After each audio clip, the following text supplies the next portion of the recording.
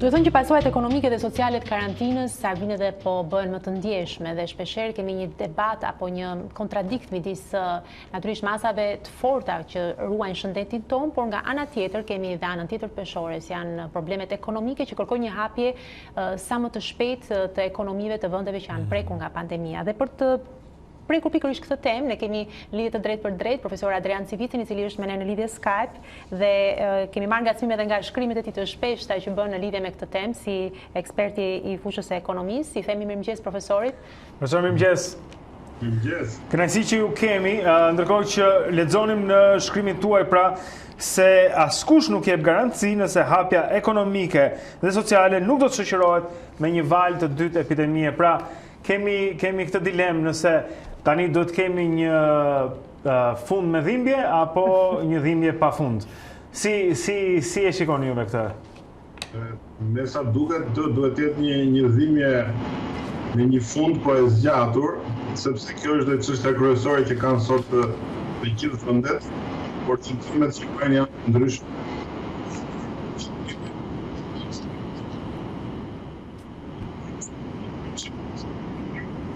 Profesor, nuk ju dëgjojmë për një moment, këtu kemi problem me audio, do duhet ndoshta të vini pak më pranë me ose nëse keni kufje profesor do të ishte akoma më mirë për të sepse i hasim këto herë pas here me këto probleme që Skype-i na. Po, jepini. Ky është një qëndrim që po shqetëson shumë vende të botës dhe natyrisht pozicionet janë nga më ekstreme, do thoya, duke filluar nga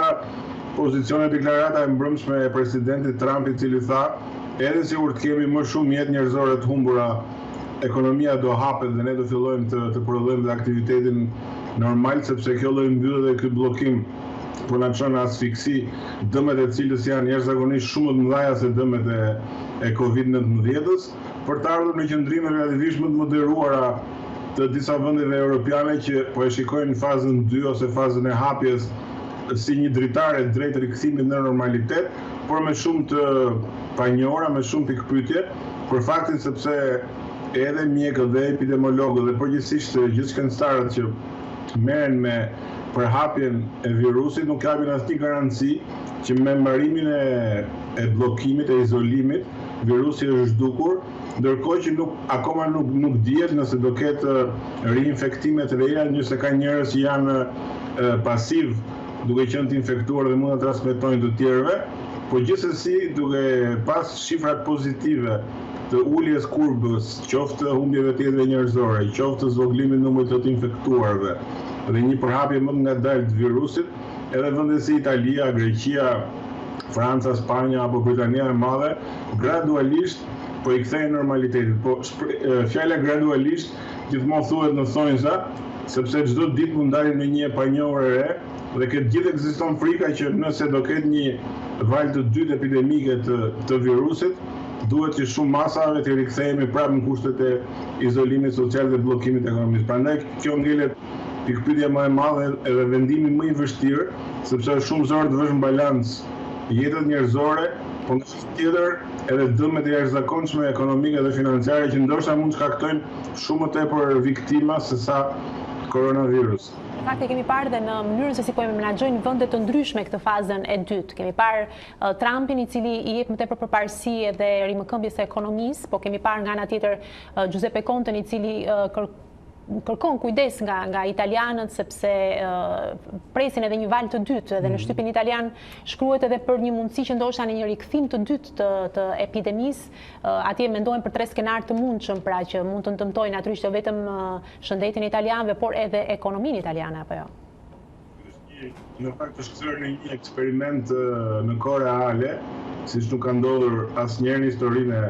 e njerëzimit, paktën në kohën moderne, ku qindra milion njerëz, përveç kujdesit, janë dhe pjesë e një eksperimenti, rezultatet e cilit akoma nuk dihen. Nëse do ketë një kthim dhe kthimi do jetë po aq i fortë sa i pari, atëherë kjo do ishte një situatë tmerrshme, do thoya, jo vetëm nga ana sociale dhe sanitare, por dhe ekonomike, ndërkohë që disa projeksione të bërë nga ekspertët e fushës e shikojnë rikthimin në një intensitet më të ulët, në një shtrirje më të ulët, por gjithsesi trembën faktit që kur filloi sezoni ose periudha e griprave dhe infeksioneve të ndryshme që zakonisht vjen në muaj tetor, nëntor, dhjetor, nëse deri në atë kohë nuk është gjendur vaksina ose ilaçi për ta kuruar, frika e një ripërhapje të COVID-19 natyrisht që ekziston. Për këtë arsye nuk ka një përgjigje ose një model që sot mund të merret në konsiderat, por çdo vend në varësi me mundësitë që ka, me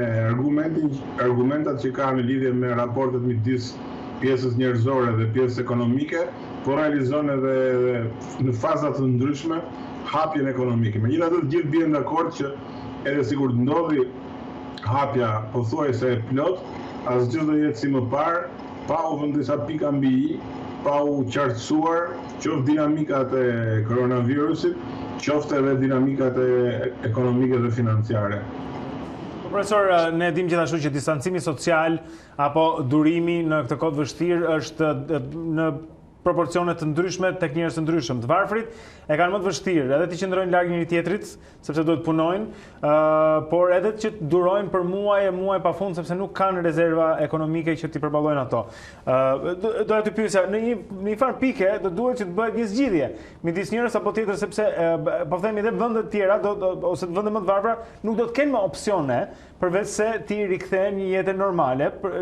Dëgjojmë edhe lexojmë që tani që rreth 200 milion njerëz në botë rrezikojnë urinë, edhe kjo do të ishte një numër më i madh se ata që kanë humbur jetën nga koronavirusi, që janë vetëm 250.000 deri tani. Pra, në një farë pike është trisht ta thuash, por do duhet që njerëzit bëjnë një zgjidhje midis virusit apo shpëtimit të ekonomisë së planetit. Sigurisht, po i referohem prapë presidentit Trump kur çuditi në një farë mënyrë gjithë botën me shprehjen e tij që kura ose ilaçi nuk mund të jetë më vdekjepruese se sëmundja. Ka arritur një moment që vërtet recetat dhe kurat për ta luftuar koronavirusin po bëhen më të dëmshme dhe më të rrezikshme se sa vetë koronavirusi. Kështu që besoj që gjithnjë më tepër do anohet nga hapja ekonomike, nga rikthimi në normalitet me gjithë ato kushtet dhe protokollet domosdoshme sanitare, po nga ana tjetër edhe jetët njerëzore janë të lëshme. Çështja që shumë popull apo vende mund kërcënohen nga uria, si ju përmendët 200 milion, për në fakt nëse situata evolon sipas FAO edhe Organizatës Kombeve të Bashkuara mund të jenë gati 600 milion deri 1 miliard njerëz që rrezikojnë, dhe rreziku nuk vjen vetëm nga bllokimi që ato kanë ose nga ndërprerja e aktivitetit ekonomik në vendet përkatëse, po vjen nga ndërprerja e aktivitetit ekonomik dhe gjithë zinxhiri i prodhimit dhe tregtisë në shkallë ndërkombëtare. Së fundi, për shembull, Rusia deklaroi që deri me datën 1 korrik do ndërpresi gjithë eksportet e grurit, duke qenë një nga prodhuesit kryesorë të grurit në botë. Po të njëjtën gjë edhe deklaroi edhe Ukraina, që po shikon me vëmendje tregun e grurit dhe përhapjen e pandemisë për të bllokuar dhe ajo eksportet. Të njëjtën gjë po bën dhe Vietnami me orizin, dhe natyrisht nëse tregtia botërore fillon të bllokohet, jo vetëm për shkak të masave të karantinës, po edhe për shkak të frikës që vendet kryesore prodhuese të produkteve bazë ushqimore kanë, natyrisht kjo do sjellë pasoja shumë të mëdha në ato vende që janë importuese neto për sa i përket ushqimeve bazë, dhe mund të gjenden në një moment edhe sikur të kenë mundësi financiare në pamundësi në tregje ndërkombëtare për të plotësuar nevojat e tyre. Aq më tepër që tani në kushtet e koronavirusit kanë ridalë prapë në skenë disa koncepte që dukesh sigurisht të kaluara në kuadrin e tregtisë lirë, siç është koncepti i sovranitetit ushqimor, dhe shumë vende po rimendojnë që në radhë të parë të jenë 100% garantuar vetë me produktet kryesore ushqimore, se sa të jenë të varur nga tregu ndërkombëtar. Dhe kjo e acaron akoma më tepër situatën dhe mund të bëhet një faktor që të çojë drejt krizave të urisë, sidomos në vendet shumë të varfra dhe të varfra. Jemi shumë pranë sezonit veror dhe nëse është një sektor që pret të rimëkëmbet sa më shpejt dhe të mund të vjel sa të mundet në këtë situatë, është edhe ai i turizmit. Sa të le do ta kenë për të flasim për mbijetesë në fakt për turizmin në këtë periudhë? Ju si mendoni? Mundet vërtet që ata që merren me turizmin të kenë fitime të konsiderueshme gjatë kësaj periudhe, apo flasim për mbijetesën edhe këtu? më shumë se sa të lehtë do ta kenë, do thoya sa shumë vështirë do ta kenë, sepse është një sektor që varet totalisht nga klienti që kërkon këtë shërbim. Edhe sot individi apo klienti, përveç se është i izoluar nga ana sociale, është në presionin e përditshëm të frikës nga koronavirusi, dhe nga ana tjetër pothuajse të gjithë vendet që kemi ne përreth, por dhe në shkallë ndërkombëtare, akoma nuk kanë deklaruar se kur do hapen. Çka do thotë që transporti ajror, transporti detar apo dhe transporti rrugor të mund të funksionojnë normalisht. Kështu që sektori turistik shqiptar, i cili vitet e fundit ka qenë me një klientel që vinte jo më si përpara vetëm nga shqiptarët e Kosovës, Maqedonisë apo nga pjesa e migracionit ekonomik shqiptar, por gjithnjë më tepër nga turistë real që vinë nga vende si Gjermania, sidomos nga Polonia, nga Republika Çeke, apo nga Spanja apo nga vende të tjera. Nëse këto vende, siç kanë deklaruar, të paktën Franca ka deklaruar që deri në shtator si bëhet fjalë për hapjen e kufive dhe për lëvizjen e lirë, Republika Çeke dhe Polonia mendojnë që ky afat mbyllje mund të shkojë deri në dhjetor, dhe nga ana tjetër edhe shpresa që ne kemi, dhe në fakt këtu duhet jetë edhe përpjekja kryesore që këtë bashkëllëk të zëvendësoj turizmi i brendshëm, do thotë që shqiptarët të orientohen më shumë drejt burimeve turistike të tyre dhe jo të shkojnë jashtë. Ne jemi përmendur edhe një shifër për treguar se në çfarë raportesh jemi. Vjet dhe par vjet ku sektori turistik ka qenë nga sektorët që performojnë më mirë, siguroi gati 1.8 miliard euro të afra, por nga ana tjetër 1.2 miliard ishin shpenzimet që bën shqiptarët jashtë shtetit. Kështu që në këtë sens ne kemi një potencial, natyrisht nëse do ta lejojnë rregullat dhe protokollet sanitare gjithmonë, që të bëjmë edhe politika nxitse dhe të zhvillojmë një lloj atë që kemi quajtur turizëm patriotik kur vinin shqiptarët e Kosovës, por tani patriotik duhet kuptuar nga shqiptarët e Shqipërisë, që ta shpëtojmë dhe ta ruajmë këtë sektor, edhe si sektor shumë i rëndësishëm ekonomik, i cili mund të ketë pasoja pastaj zinxhir edhe në rritjen ekonomike edhe në të ardhurat buxhetore dhe përgjithsisht mundësinë për shpenzime publike apo element tjerë që lidhen me zhvillimin ekonomik. Kështu që është një sektor shumë delikat dhe tani fillon dhe sezoni intensiv i tij, sepse ne nuk kemi një turizëm vjetor të diversifikuar siç kanë shumë vende të tjera, por kryesisht kemi turizëm veror dhe të orientuar drejt. Profesor, doja dhe një këshill nga juve në fund, me që ishte një temë që e cekëm bashkë gjatë bisedës sot mëngjes. Pra ju folët për një sovranitet ushqimor që disa vende janë duke aplikuar tani, pra është ajo me forcat tona, është ajo pratimit vetë sufficient, vetë si thua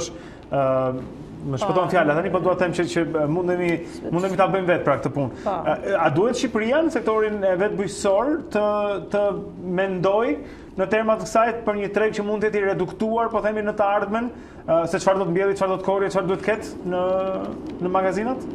Natyrisht shpreha me forcat tona kishte konotacion ideologjik dhe për qëllime të tjera, po e njëjta gjë pak a shumë është dhe teza e sovranitetit ushqimor, që më shumë se sa pjesa ideologjike ka të bëjë me pjesën e administrimit dhe menaxhimit të riskut ushqimor nga krizat të ndryshme. Në këtë rast kemi një krizë me natyrë epidemiologjike siç është koronavirusi, por krizat mund të jenë klimatike, mund të jenë politike, mund të jenë të gjitha llojeve. Mos harrojmë që para disa vjetësh e njëjta situatë u përsërit me Rusin, kur ajo si pasojë e temperaturave të larta pati zjarre masive në miliona hektar, gjë që bëri Rusin ta mbyllte tregun e eksportit të grurit dhe drithave në përgjithësi. Pra, po kuptohet që ky globalizimi ekstrem ose varja e vendeve edhe për element themelor siç është rasti i ushqimeve nuk mund të jetë totalisht e hapur dhe e varur nga tekat po themi ose nga zhvillimet në tregjet ndërkombëtare. Kështu që vendet ndryshme po bëjnë politika të detajuara dhe të orientuara që të garantojnë në nivele 80-90% nevojat e tyre ushqimore pa qenë të varur në frikën e këtyre rreziqeve. Natyrisht kjo duhet vetëm për ushqimet, tani që ishte edhe kriza e Covid-19, kjo u duk edhe në materialin sanitar dhe shëndetësor, ku shumë vende edhe shumë të pasura edhe shumë zhvilluara u gjendën të varura nga vende tjera, nga Kina ose nga vende tjera, edhe për element elementar, siç ishin maskat apo disa ilaçe të thjeshta për të kuruar koronavirusin apo sëmundje të tjera. Të gjitha këto po e rikthejnë në një farë mënyrë në vëmendje konceptin e sovranitetit, qoftë sovranitet shëndetësor, qoftë sovranitet ushqimor, po dhe sovranitet energjetik, sepse me ç'po ndodh edhe në tregjet e naftës tani janë në ekstremin e tyre ulës, po para disa kohësh ishin në ekstremin e tyre ngritës. Natyrisht që vendet po kërkojnë një rikthim drejt një sovraniteti, jo në kuptimin ideologjik edhe mbyllis. Me ç'po lexoja po kërkoj që edhe ky zinxhir i importeve të mos ishte kaq i gjatë, po thoshin që vendet të jenë ta kenë një zinxhir më të shkurtër edhe të bazohen, si thua, apo të mbështeten tek vendet që i kanë më pranë sesa ato që janë në anën tjetër të globit. Po doja flisim për një moment, nëse mundemi profesor, edhe për diçka që është duke ndodhur brenda Bashkimit Evropian. Dhe kjo ka të bëjë me Bashkimi Evropian i ka hequr ato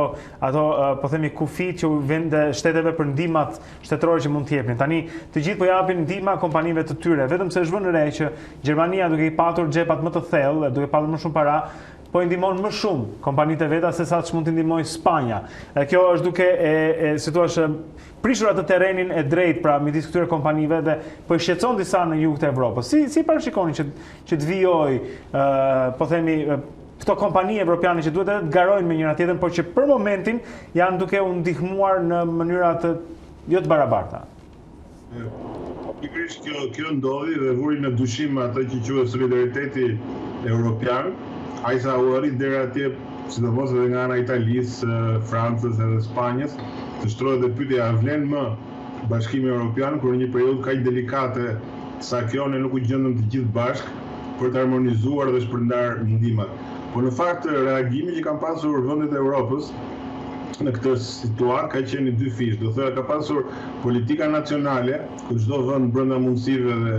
ato që i lejojnë traktatet evropiane ka shfrytzuar gjithë rezervat e brendshme dhe njëkohësisht iniciativat me karakter evropian që fillojnë që nga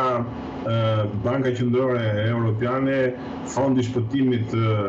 të vendeve të veçanta, fondet e shpëtimit të ekonomisë në rast të krizash, pra fonde që mobilizohen në nivel evropian për të përdorur pastaj më shumë nga vendet që kanë nevojë. Natyrisht deri tani konsensusi evropian ka qenë i vështirë dhe u vëre qartë një dallim midis ato që quhen vende mesdhetare ose vendet jugut, ku futet Spanja, Franca, Italia, edhe vendet e veriut me në krye Gjermaninë, vendet nordike edhe Hollandën, të cilët nuk janë shumë dakord për këto që mund të quajnë fonde solidariteti, ose si ishte rasti i korona bondit, një lloj huaje europiane me nivel europian për të përdorur nga vendet që kanë nevojë, sepse mendojnë që nuk kanë pse të futen në borxh ose të bëjnë shpenzime më shumë për vende që kanë ekonomi më të dobta ose niveli administrimi jo aq cilësor sa që kanë vendet e veriut. Dhe debati vazhdon pikërisht në këtë sens. Këtu ka dalë duke ajo që ju sapo përmendët, diferencat pastaj me mundësitë e brendshme që ka Gjermania për shembull në raport me Italinë. Natyrisht Gjermania është vend shumë i qëndrueshëm financiarisht, edhe më i pasur se sa Italia, po edhe fokusi dhe politika gjermane në raport me euron, me stabilitetin financiar. Edhe të mos harrojmë që Gjermania është lokomotiva ekonomike e Bashkimit Evropian dhe një ekonomi e mbështetur pothuajse tërësisht tek eksportet, nuk mund t'i lejonte vetes që gjendet në një situatë vështirë ekonomike me pasur. Profesor, ne deri më sot jemi mësuar, pyetja e fundit kjo, jemi mësuar t'i pyesim mjekët se nëse mund të na jep një parashikim ku mund të mbaron të gjithë shka, sa mund të zgjaste, etj. Tani kemi lënë pak më njalë mjekët, sepse për fat mirë nuk është se gjithçka po shkon mirë dhe nuk janë shumë të impenjuar dhe duket sikur situata është në kontroll, shpresojmë natyrisht, dhe kemi sy tek ju ekonomistët për të pyetur sa mundeni dhe ju natyrisht. Sa të gjatë e mendoni që ose sa gjatë do të ndihet efekti i kësaj pandemie në ekonominë shqiptare? Pra, e di që është e vështirë për të bërë një parashikim, por për sa kohë do të flasim për efektet e saj? 2 vjet, 3 vjet, sa mund? Po referohem vetëm shembullit apo frikës Gjermanisë me që po flisim për vendin më të zhvilluar të Bashkimit Evropian. Në Gjermani mendohet që rikthimi në normalitet dhe eliminimi i gjithë kësaj çfarë ndodhi në këtë kohë mund kërkojë 5 deri në 10 vjet. Dhe nëse kërkon një periudhë 5 deri në 10 vjet për vende si Gjermania, të paktën ne nuk duhet të jemi euforik deri në ekstrem dhe të themi që me të mbaruar kjo krizë në 1, 2 apo 3 muaj të ardhshëm, brenda shtatorit dhe dhjetorit ne do fillojmë rrimë këmbën dhe do jemi prapë në nivele 4 ose 5%. Unë mendoj që duhet referuar edhe parashikimet dhe analizave që ka bërë Fondi Monetar Ndërkombëtar, Banka Botërore apo institucione tjera që përveç të shikojnë një recesion relativisht të gjatë dhe të rënd ekonomik që mund të çojë nga -5 deri në -7 deri në -10% të rritjes ekonomike, sidomos situata pritet të jetë më e rëndë në vendet e Ballkanit Perëndimor që janë dhe vendet më pak zhvilluara, kuptohet që ekonomia shqiptare do ketë vështirësi të mëdha dhe unë mendoj që ringritja jonë ose kthimi në normalitet duhet të fillojnë mbas në fund vitit 2021 në vitin 2022. Edhe për 2 arsye shumë të strukturore. Së pari, ne do kemi nevojë që të kemi një rritje ekonomike të qëndrueshme për një sektor turistik që vazhdon të kontribuojë me ato shifra që përmendëm dhe një sektor shërbimesh që na ka garantuar rritjen ekonomike deri tani, që të dyja janë të bllokuara dhe paktën deri në shtator-tetor nuk pritet që ta marrin veten normalisht. Dhe nga ana tjetër, burimi kryesor i zhvillimit të Shqipërisë ka qenë investimet e huaja direkte edhe shpenzimet investimet publike, të dyja të cënuara nga situata e Covid-19-s, sepse në këtë situatë shumë vende dhe të ri mendojnë dhe njëherë natyrisht investimet e tyre në Ballkanin Perëndimor apo dhe në Shqipëri. Dhe nga ana tjetër edhe politikat tona të rikthimin stabilitetin buxhetor dhe stabilitetin financiar, natyrisht që do kërkojnë dhe reduktim të shpenzimeve publike, do kenë më pak të ardhura, kështu që rikthimi në normalitet nuk duhet konsideruar dhe barazuar me rikthimin në një rritje ekonomike normale, ndoshta edhe intensive siç ne shpresojmë. Për këtë duhet të jemi të qartë sepse ekonomia ka ligjet dhe rregullat e veta, nuk ndryshon nga sot me nesër dhe pikërisht për këtë arsye, ndërsa sot po flitet për ato që quhen paketat 4 ose paketat D, të cilat i përkasin rindërtimit dhe ringritjes, janë paketa edhe që kërkojnë shumë financime, po edhe që kërkojnë politika të mirë adresuara ekonomike dhe financiare, që ta përballojnë me koston e duhur procesin e ringritjes ekonomike ose e rifillimit të rritjes ekonomike në kushte normale. E duke qenë që shumë vendet Ballkanit Perëndimor ndërkohë do të përgatisin edhe zgjedhjet, sepse janë në sezon elektoral. Kjo pastaj e komplikon edhe më tej kjo rënje ekonomike e pritshme, kështu që është një ekuacion me shumë të panjohura, kam përshtypjen. Ne kemi edhe një veçori, nëse kemi një minutë kohë,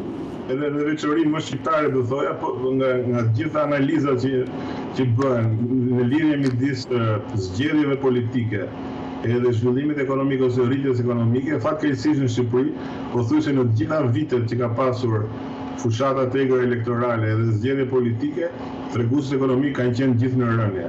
Kështu që shpresoj që në 2021 që do kemi zgjedhje, të paktën ta minimizojmë sa më shumë këto tendencë negative që na ka dëmtuar vazhdimisht. Profesor, shumë faleminderit për kohën sot mëngjes, profesor doktor Adrian Civici me ne, një eksperti ekonomisë për të folur për Shqipërinë dhe ekonominë globale, siç ajo paraqitet para kësaj pandemie. Faleminderit shumë. Faleminderit.